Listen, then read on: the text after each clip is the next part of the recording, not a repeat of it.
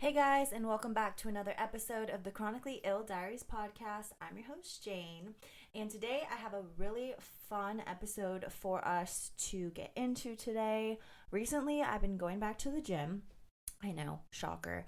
Ever since I moved to San Diego, I completely stopped going to the gym, honestly, and maybe went a handful of times in the last 5 months that I've been here, and it's really sad and depressing.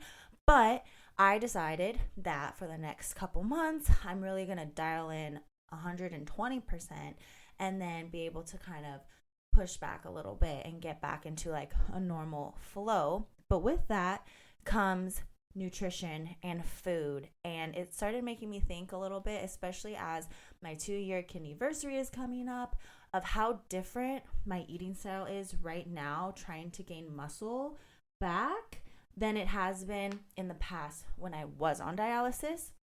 And so today the topic is kind of going to be about what is the dialysis diet, what I did, what worked for me, what didn't work for me, and then also after the transplant, post-transplant diet, like what changes from your eating during dialysis, after dialysis. So it's a lot of information, and I just want to say, disclaimer before we even get started, I'm not a doctor, I'm not a dietitian. I literally have no degree. So I wouldn't take this as medical advice, but I would say I was in it and living the dialysis life and the kidney failure life for many, many, many years now. And I did do a lot of research just for my own sake when I was going through it. And even now, I love to be educated on what's happening with my body. So take it for what it is. I'm not an educator. I'm not trying to teach you anything. It's just my experience. But with that being said, let's get into this episode.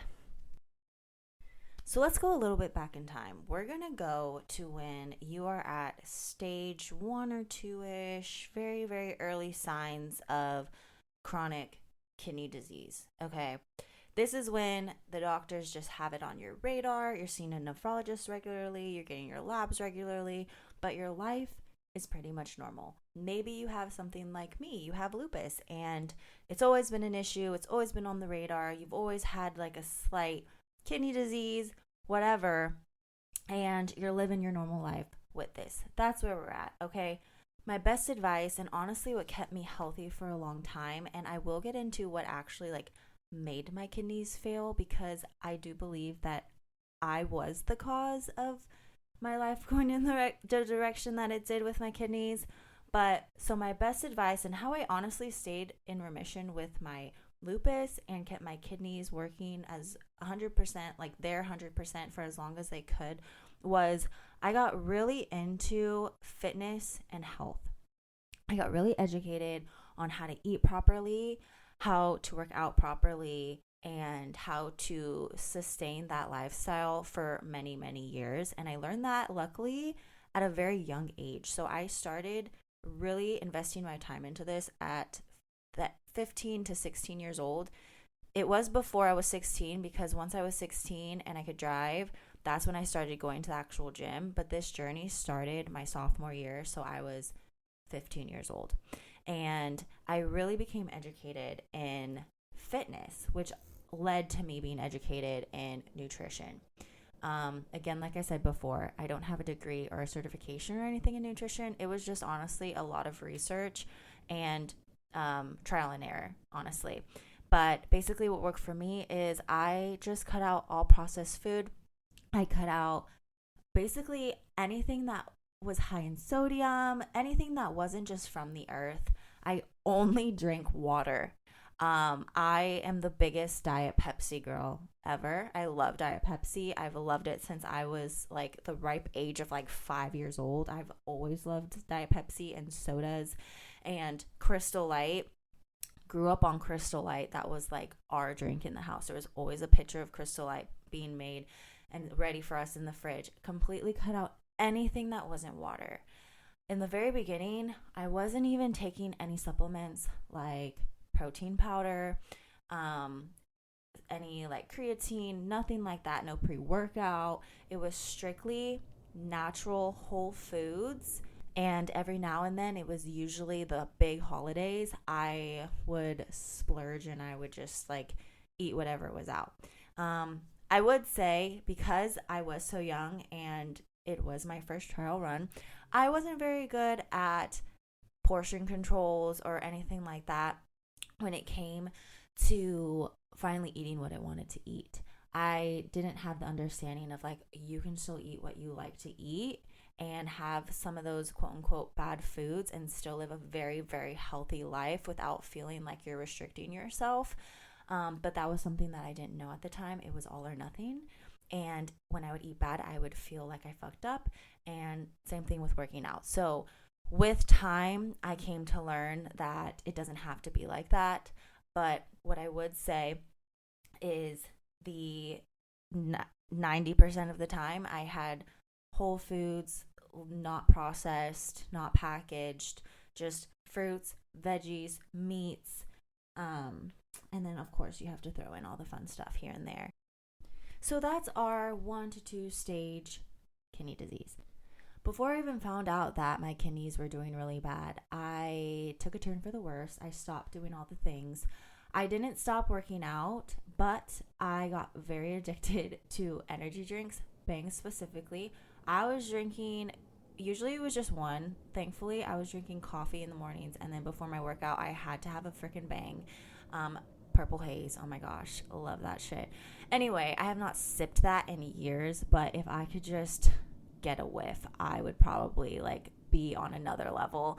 But Bangs, got addicted to them. I was working at the gym. They were just there.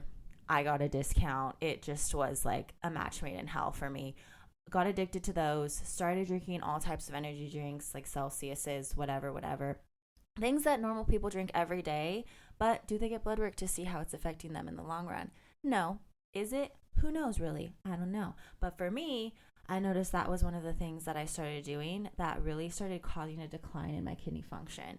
Another thing was I started eating fast food again. When I specifically got into the gym back in 2012 and started my whole new health journey, completely cut out all fast food. I vividly remember my last McDonald's meal. It was 2011, like the last couple days of the year. We got the hamburger, we got the fries, we got the Diet Coke, and we were sitting in the parking lot at McDonald's by my childhood home, and I freaking devoured that shit knowing that it was going to be my last one ever. No, I have not had another McDonald's hamburger, but I have had their fries, and I think like 1 or 2 chicken nuggets since 2012. I would say that's pretty good, but I swore I would never eat it again, and I did. And so that was when I started eating like a lot of fast food, and also it was just like the people I was around, they just always ate it, and like sometimes that's all I could have. So I started eating the fast food, the really bad processed food, kind of just eating whatever I want. Totally fell off. And then the main factor that it was I stopped taking my lupus medicine, which ultimately my lupus came out of remission from all the outside factors, all the stress I was going through at the time. And I was under a lot of stress. That mixed with everything else, and bada bing, bada boom, kidneys said, fuck you, peace out, bye, I'm gonna die now. And that's exactly what they did. So we very quickly, within a month or 2 of time, went from stage 1 to 2 kidney disease to stage like freaking 4 so fast. So that sucked really bad. But anyway, so once I got into that stage, obviously it wasn't like life or death because I was starting dialysis. That was a bumpy road because obviously you need time to set up the surgery. Then you have the surgery, then healing time. So by the time I actually started dialysis, I was starting to feel quite like shit because my kidney function was below 15%. So I was feeling like shit. I did gain a lot of weight, of fluid weight. And so that is when the dialysis diet kicked in, May 2019. So with my dialysis diet, it was a very quick change to what I was used to eating. I love potatoes. I love bananas. I love just everything that I couldn't eat. Greek yogurt, dairy products, cheese, whatever. You can't eat that shit when you're on dialysis or have kidney failure. Super bad for you. Your body cannot get out the extra protein and the phosphorus out of your blood. It is so bad for you to have that high levels in your blood. So, obviously, at first it wasn't as big of a deal. But the potassium, however, if you didn't know this, potassium chloride is something that they put into people when they're like on death row and like lethal injection. Potassium chloride. I know it's not exactly the same thing, but like just potassium. Okay. One of my nurses made that little reference to me, and I was like, oh shit, potassium, bad. Like, obviously, I'm the way I am, and I kept eating potassium, not on purpose, but it's like potassium's in everything, especially if you're still going to the gym and working out and Gatorades. And I was still taking my protein powders, which is full of potassium and phosphorus, by the way, in case you didn't know. And so it was just not a very good combination for me, and I ended up having to take this powder mix. I think it was with every meal, or it was like 3 times a day. So basically you get a glass of water, you dump this packet, it's powder, and when you mix it, it turns to literal paste, and you're like chewing on this. I would just swallow it whole as best as I could. I would gag. I would like hate my life, but that was getting the potassium out of my blood. That lasted for quite some time. I think I was even doing that before I was on dialysis, and I was able to stop about 6 months to a year into dialysis. So in total, I would say a year and a half, I was taking that shit 3 times a day to get the fucking potassium out. And also, like I said, I wasn't being very cautious about how much potassium I was intaking in the beginning. So it could have probably been avoided, but it is what it is. So that's what they were doing for me when I had a lot of potassium. Now, as the dialysis started working and my blood was getting a little more clean, obviously started feeling better, started going to the gym again, or like I was always going to the gym, but like I felt good at the gym. I didn't feel like puffy and like fluidy and achy. And so I kept drinking the energy drinks. I know, because my stupid mindset during the time was, oh, well, your kidneys are already failed. Like, you're just waiting for that transplant. So who cares? Just kill them a little more. That mindset lasted a very long time. Okay. It lasted probably until about like 6 months before I got my transplant, because I was like, oh, bro, like I am on my own version of death row. Like, I am dying here. And I just started taking care of myself a little too late, though. But one of the things for the phosphorus, because I was, gym girly, protein, we need that protein. And if I couldn't take my supplement of protein because it was full of potassium, then I was still eating my Greek yogurt, my cheeses, all of that good stuff. And let me just tell you, now that I understand, like, again, I keep saying too little, too late. It's too late. But now I understand why it's so important not to have the phosphorus. And girl was downing the phosphorus. And so then I got on, they started me off taking Tums. It was like 2 Tums with every meal. And that ended up being not enough to pull out the phosphorus out of my blood. So I began taking a supplement called Velphoro. If you are on dialysis, you know exactly what I'm talking about. If you're not, you probably do not know what I'm talking about, because it is not something that you can just buy. It's very expensive, and it is just a weird prescription, and it's like red tablets. You take 1 or 2, depending on what your doctor suggests, with every single meal. That includes if you drink a cup of coffee in the morning and you put creamer in it, because creamer has phosphorus. And there were certain creamers, like the Chobani creamers, apparently don't have phosphorus. I personally hate the taste of those creamers. I don't know why, because everybody loves the Chobani creamers. I hate them. And so I was drinking phosphorus every morning with my coffee, and that's that's all I was living off. I wasn't doing energy drinks anymore. I was solely doing coffee. And so your girl was drinking a lot of coffee because I was on dialysis and I had no energy. So with anything you eat, anything you drink, I was taking 2 tablets of Velphoro. And heads up with that, it stains your teeth. It doesn't taste bad. You have to chew it. What you're supposed to do is you're supposed to just take a few chews and then swallow it. You're not supposed to like chew it up like a Tums.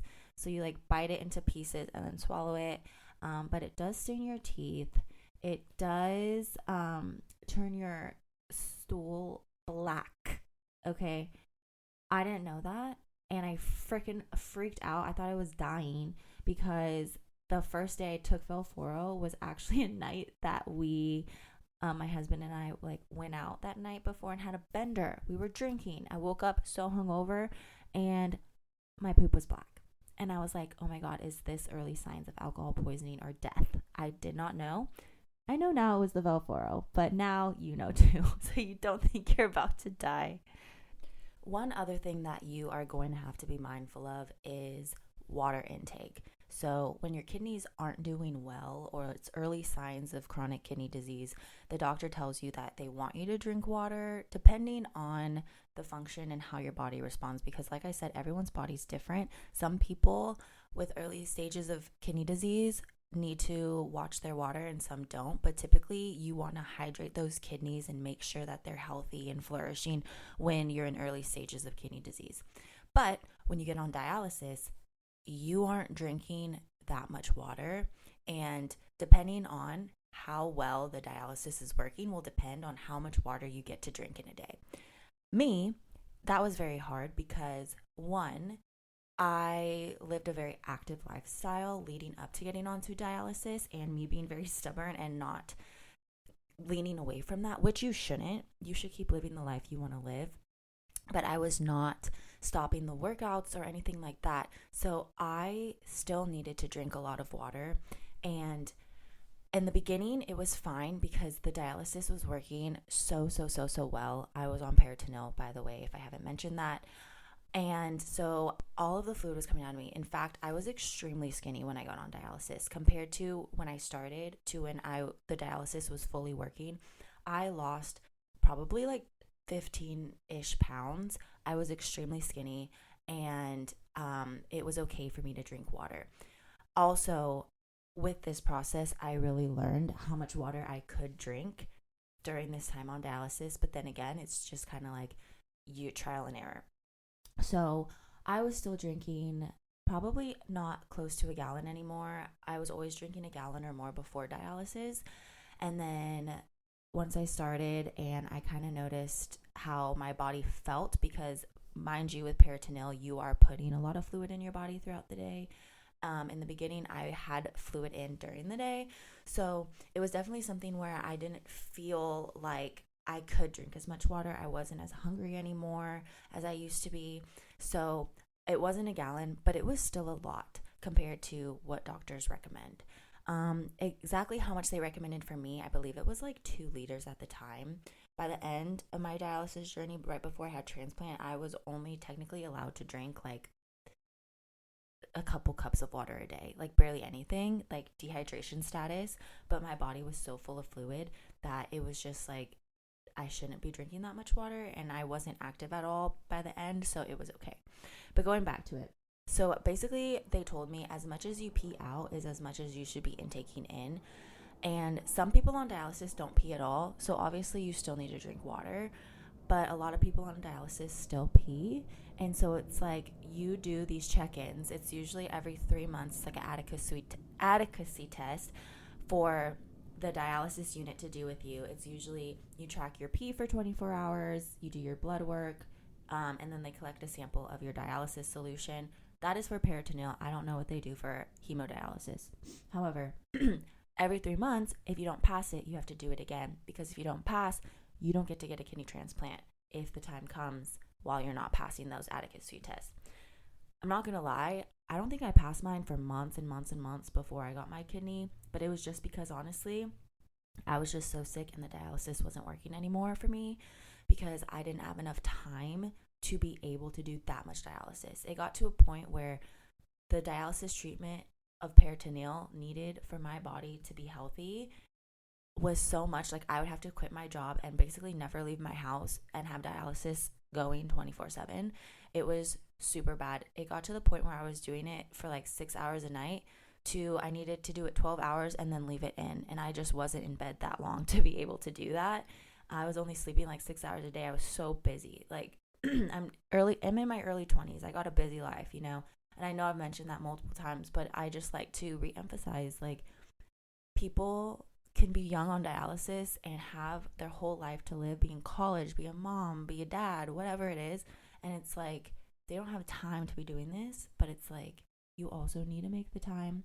But sometimes it's just not feasible, and you just honestly just don't have the time to do it. I did not have time to be home 12 hours a day to be able to do my dialysis machine. Anyway, so I remember the last time I ever did my adequacy test, I only peed out, I would say, like, I don't know the fluid amount, but I can tell you size-wise about an inch of pee came out of me, which is nothing compared to what I used to do, which would be almost the whole bottle, which was, I think the bottle is like a liter big. And so it really dwindled down. And as each time I did those tests, it was every 3 months.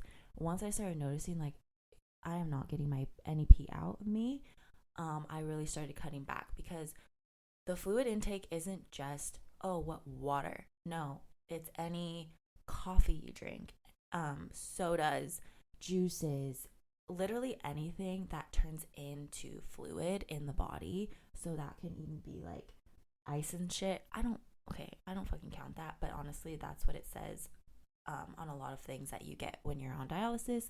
All those things count. I did count my coffee, because that is like a large amount of liquid that I'm drinking, and I would count things that are actual liquid, but not the things that turn into liquid. But I mean, I guess that does count if you want to be really technical about it. But we're not doctors out here. We're not freaking scientists, like, wondering what fucking melts in the fucking sun, okay? Like, what you drink is your fluid intake, and you just need to make sure that you're being cautious of it on dialysis, because I don't know about you, but I hate feeling just like puffy everywhere. And that's what the fluid's doing to you, because your body can't get it out. It's just storing that soda that you drink for lunch. It's just store it up there in your body somewhere, making you feel all puffy and gross. And sometimes, you know, it's just not worth it. But like I said, water before you get on dialysis, very, very, very important. Water still is important during dialysis, because let me tell you, when you are dehydrated, you get muscle cramps, you get fatigue, you're already feeling those things, but it honestly makes all of the things worse. So if your dialysis nurse tells you, okay, only drink, like, this is dramatic, only drink 8 ounces of water a day, it's like, bro, I'm not feeling well, and I've noticed since I dropped water, I have not been feeling well. Listen to your body and drink the water. That's just coming from me. The nurses and doctors always gave me their quote-unquote recommendations on what I should do, but you know your body better than anyone. And if you need a little more water, a little more fluid flowing through your veins and your bloodstream and everything, then you should drink it, because water is not going to hurt you. It's just going to not come out of you and make you feel a little uncomfy. But I mean, you need to stay hydrated and make sure your other organs are working as well, because you don't want the other ones to start shutting down because you're dehydrated. You know what I mean? Okay, now let's get into some things that are good. Not all the things you have to stay away from. So, something that is extremely hard to do, but you need to try your best, is getting in protein when you are on dialysis. Okay? You are literally so deficient in like a million things when you're on dialysis, because when you are pulling out the fluid or the blood is being cleaned from whichever dialysis that you are on, you're also losing important things that shouldn't be coming out, but they are, because especially with hemo, you are completely cleaning the blood out, right? And with peritoneal, you are still pulling so much good and bad things out of the body. So your body is lacking many, many things, but one of the things, and an essential nutrient, protein is being pulled out of your body with every dialysis treatment. And that is something that if you consume will honestly make you feel a lot better. It's something you actually can eat because you're restricted on so many things. And it's something that throughout this journey, as your body is kind of weakening throughout this process, it's something that will make you stay strong. It will make your muscles stay strong. It will help support your immune system, because we all know during this time you have a horrible immune system and you're probably getting sick a lot. And so having this essential protein being put back into the body is super important. However, I know that, at least for me, it was very hard to eat anything during this time, and trying to eat meat did not sound good at all. And obviously sometimes, like I said, was always like in the gym, always had this routine of what I ate and blah, blah, blah. So I did have a high protein diet before, but on dialysis, obviously your taste buds change, your eating habits change. You don't feel as hungry anymore. And so it is kind of hard to eat and get the proper amount of protein in. But I would say that is super, super important, if anything, to try and hit your protein goal throughout the day. If you're going to do anything, your protein and water, like just focus on protein and water. And I feel like that's what made me feel the best for as long as I could, when I was focusing on, okay, I'm just going to try to hit 120 grams of protein, which was my body weight. And the water kind of changed throughout the process, but I had an amount of water that I was like, okay, this is how much I need to drink throughout the day, and try not to go over that. But I need to at least drink this much, because especially, one, if you're in the chair doing hemo, I don't know how you feel during hemodialysis, but I've heard that people tend to not feel the best. Some people get sick, some people just get tired, blah, blah, blah. Some people are fine, but you might be in a chair for like X amount of hours each week and not be able to get that water intake in per day. So really something that you're just paying attention to. And just honestly, it's one of the hardest things, because with phosphorus and potassium, you can honestly just not buy those things and just keep whole foods in the house. But making sure you're eating the foods that you're buying is the hard part, right? And also educating yourself on which vegetables and fruits and foods actually carry a lot of potassium or a lot of phosphorus. That is something to also look into when you're in this journey. I can go into that, but this is already going to be a long podcast, and I don't want to make it a 2-hour long episode. If we need to, we can do that later. Anyway, one thing that I noticed when I was on dialysis is, I mentioned before, I did take a lot of protein powders before, or drinks, and I stopped that during dialysis because they were full of proteins and phosphorus and all the things. And so it was really hard to find a protein that is good for someone on dialysis. And so there is a couple out there. I've done my research. There's a couple, but the main one that I tended to use, and the one that they always had in dialysis offices, was called Nepro. And it was a dialysis safe protein drink, and honestly, it didn't taste that bad. However, when I did try to buy them for myself, extremely expensive when it's just a protein drink. Like, the branding is, it's good for people on dialysis. Like, come on, people on dialysis are fucking broke because all their money is going to fucking dialysis. Anyway, so side note, goal in life is to try and come up with a protein powder or drink that is good for dialysis, that is normal fucking price and tastes really fucking good, because that is obviously a need. But for in the meantime, that protein is good. If I were you, I would ask at the unit. They always have some, and just ask them like, hey, can I get a couple bottles of your Nepo protein drink? And honestly, they'll give it to you if they have it in stock, because not a lot of people ask for it. And usually they have it there like, oh, you need to eat something before your treatment or before I draw your blood or whatever. So that's when I started noticing, oh, they keep this on back stock and I want that. My favorite flavor is coffee, just so you know. The vanilla is not very good, but if you like plain, try it out. With all that being said, going from a normal person living a normal life to having to switch to someone on dialysis with many food restrictions, many things to be watching out for, education that's needed, but it's not really given in a proper way, is really hard. And if you're struggling to keep weight on, if you're struggling to feel good during this process because you don't know what to eat, maybe you're hungry, maybe you're like me and you're starving all the time, but you're nauseous at the same time, and you're trying to find foods that don't make you nauseous. I know for me, everything made me nauseous. It didn't start until probably like 2 years in to my dialysis. I'm a person that wakes up and instantly wants to eat.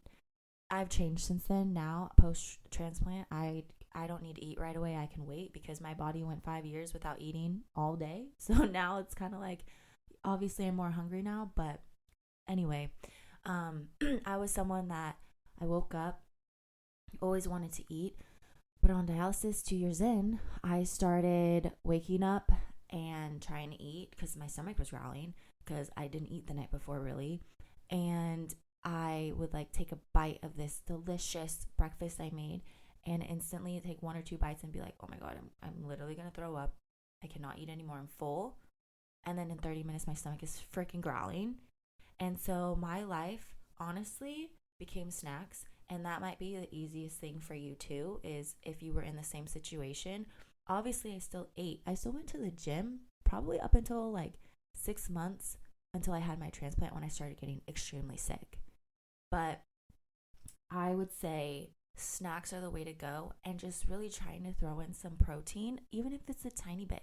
Maybe you're not hitting your protein goal, but at least you're getting some in, and that's still a thought in your mind, like you're trying to get protein into every meal, then you will be fine.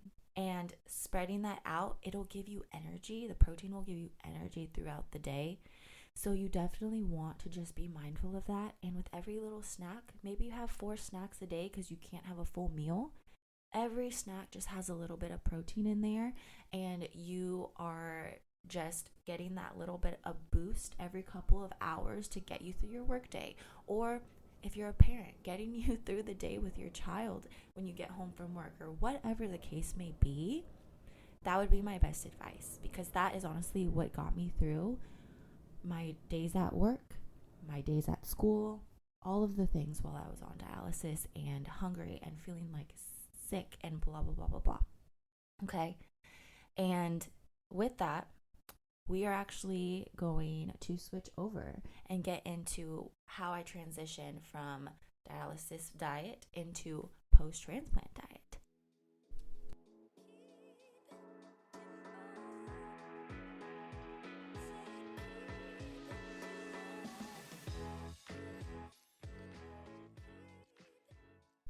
Oh my gosh, that's so funny. Sorry. Take a moment for me pretending that I had a little ad in between the segments.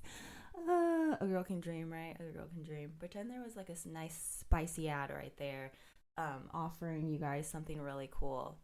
That's the goal, guys. That's the goal. Anyway, we are jumping into post-transplant diet and how that transition went for me. Let me just say, first of all, if you listen to one of the old podcasts, like post-transplant, I kind of go into this a little bit, but how I mentioned I couldn't eat, I was nauseous. Oh my God. The second I came out of transplant, your girl was hungry and she could eat. She could eat, and it was beautiful. Like, I could cry right now thinking about how beautiful it was that I could eat for the first time and enjoy food and not want to throw it up after and finish my plate. And I could go out and eat in public and not waste $20 because I took 2 bites of my meal and took the rest home, and that was the end of it. It was amazing. And so if you're in the place that I was and you're like, oh my gosh, I can't eat, I'm nauseous, blah, blah, blah, blah, blah, when you get that transplant, literally think of it as like, like moms after they have a baby, they have like this meal in their mind that they're going to get once they can finally eat it again. It's like they want sushi or whatever. Think of your thing, okay? Think of what you want and get it. Have someone bring you that shit to the hospital freaking when you wake up, and it's going to be a beautiful moment for you. And you're just going to be like, look to your husband, your wife, your mom, whoever has been around you and watched you not be able to eat, suffer for all this time. Watch you eat that fucking burger, that fucking pizza, whatever the fuck you want. It's going to be amazing. It's going to be beautiful. So think about that meal that you want, and I hope you get it soon. But getting into how your diet changes, it's honestly a huge fat flip-flop from what it was before. So you were told no phosphorus, no potassium, blah, blah, blah. Now they're like, oh, eat the potassium, eat the phosphorus, because honestly, those things are good for you and you need them in your diet, just not when on dialysis.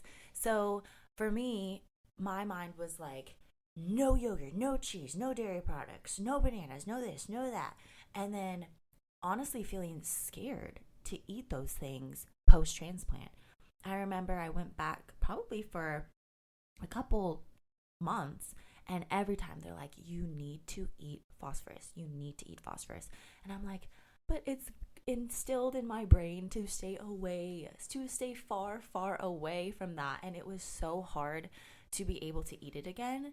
And I don't know, it was more of a scared thing for me because I knew that I'm supposed to eat it and it's okay now, but it just didn't feel like, it just felt like I shouldn't be eating this and I'm scared to eat it. What if something happens to me? Kind of like that, like PTSD vibes, okay? Like going from, oh my gosh, this can kill you, to you need to eat it and you're deficient in it now. So at one point they were going to try to give me phosphorus pills because I wasn't eating enough phosphorus. And so finally I was like, okay. And I started eating more phosphorus. So that one was really hard for me. The potassium was kind of easy. Now I eat potatoes and bananas every day. Before it was like I would eat like half of a banana and then be scared to finish the rest because I felt like that was enough. Or I wouldn't eat a banana and a potato in the same day because I felt like that was way too much potassium. So over time it got easier. But definitely you can eat those things again. You can have the coffee creamer of your dreams again. You can stop the Velphoro. You can stop the Tums. All of the things, the powder to get the potassium out. I don't know if I mentioned that, but there's powder that I had to drink to get the potassium out of my blood. No more of that. It's amazing. It's beautiful. And so a couple things that they go over after transplants, literally the next day when you are just there recovering, they have a nutritionist talk to you and they go over your new diet. And basically they're going to tell you that if you eat red meat, it has to be well done. You can't have it undercooked. Hamburgers, they have to be well done. If you have fish, it has to be fully cooked. There's no sashimi, no sushi with raw fish in it, things like that. I've never really been a person for raw fish, so that's not a problem for me. But the meat, a burger well done, that's rough. My dad's a butcher, and he always makes the best dinners and whatever. And yeah, he's like having to make this special dinner whenever I come home to visit. And he's like, oh my gosh, you really want well done steak? This shit should not be well done. And I'm like, well, if it's that good, it'll still taste good well done. So that's the mindset I have. It still tastes good. Honestly, I've had a burger that's not well done. It was like medium and I was fine. But I did have a panic attack one time when it was very early on after transplant, and I got like a medium well, and I ate it, and I literally made myself throw up in the bathroom because I had a freaking panic attack that I was going to get sick and die. I suggest not to do that. I'm sure you'll be fine. I even texted my old dialysis nurse and told her everything and was like crying on the phone. And she was like, you're literally fine. Hamburger meat, just so you know, is not, it's like more cooked through and like there's not as much stuff in it versus just a slab of red meat that's undercooked. You know what I mean? So if it's the burger meat, it's a little more safe. Not saying to do it, but it's a little more safe than if you were to just order a steak and it's still pink inside. Less things that could be going on in there that can get you sick. So that's just a little tip that I have been going off of since that scary moment of mine. one thing I don't think I mentioned in the dialysis diet was the sodium intake. You should be on a very low sodium intake diet. And even when you're post-transplant, sodium is still something you should watch out for, but not be scared of. You can go back to the Gatorades. You can go back to a lot of things because sodium honestly is really good for you. I don't know if you've heard of people waking up in the morning and basically drinking salt water. It is certain salts, okay, is honestly good for you. So I would say you can go back to having a little bit more salt, but I wouldn't say, okay, now we're just going to go eat McDonald's every day and fast food and we're going to have all these like frozen meals again. No, honestly, dialysis should prep you to be living a healthier life if you weren't already, because you're forced to be eating healthy foods. And so afterwards, it should be a nice transition. It's just you can add more health into it and have more variety and more fun, and you can eat it. So some people post-transplant, they cannot eat as much sodium because they still have high blood pressure. Sometimes, depending on how long you're on dialysis, some issues that you developed during the time will stay. For me, my heart, they didn't really give me an answer on what it is, but my resting heart rate probably for 2 years on dialysis was around 145. That was my resting, and it was pretty bad. I know. I had to leave the gym many times. That's when it started to dwindle down because I couldn't go as much because my heart rate was just through the roof. Stopped drinking coffee, all the things. So my heart rate was really high, and so now I'm on a beta blocker to help my heart because I've noticed even now eating a very healthy diet, my heart, if I don't take my beta blocker, is extremely high. My resting heart rate gets up to like 95, 100, which is obviously extremely lower than what it was before, but it shouldn't be that high resting, just sitting there, 95, 100. Crazy, right? So that's something that stayed. Also, my parathyroid was very, very, very active during dialysis, and that did not go away. It ended up healing itself a little bit to the point where they took me off all meds for it, but it's still something that they are watching for just because obviously we don't want to have issues with the parathyroid, and it's still there. It's just luckily healed itself a little bit. But like I said, some people might still have high blood pressure post-transplant, although a lot of times it does fix itself and go back to a normal blood pressure like mine did. So if it doesn't, then you need to limit that sodium because you do not want to be giving yourself even more high blood pressure. And again, even if your blood pressure is good, still just be mindful, but that's anyone in the world. Like, you don't want to be eating a shit ton of sodium in a day. You don't want to be like 4,000 grams of sodium today. You're going to feel puffy either way. And for me, after having gone through what I have, like I have PTSD.